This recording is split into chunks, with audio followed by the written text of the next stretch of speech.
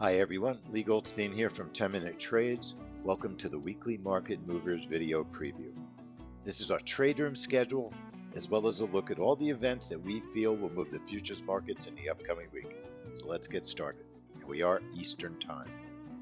Because of the US July 4th holiday, there will be no trade rooms Sunday, Monday, and Tuesday, July 2nd, 3rd, and 4th.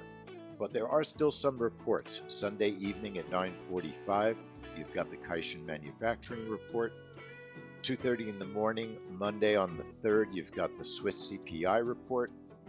And 10 a.m. on Monday, you have ISM Manufacturing. Tuesday at 12:30 in the morning, you have the Australia Rate Statement. We'll be back in the trade room after the holiday Wednesday, July 5th at 1:30 p.m. for the FOMC meeting minutes, and then 4:15 p.m. for the API crude oil report. Thursday, we'll be back at 7:45 for the ADP report, which is a family money trade. We'll stay in the room for unemployment claims, and then we'll be back in the room at 9:30 for ISM services and JOLTS, another family money trade.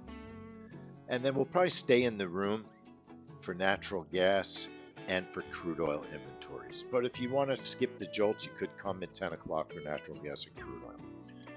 Friday, 8 a.m. we'll be in the room for our final events of the week, the U.S. jobs report, which is a family money trade, and our YouTube stream of the week, and the Canadian employment report.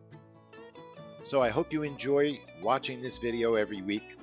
Find your way into our trade room, learn all about appointment-based trading, and don't forget you can sign up for our challenge, www.5dayabc.com.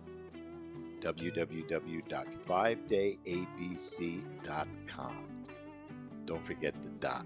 Okay, folks, I'll see you in the trade room.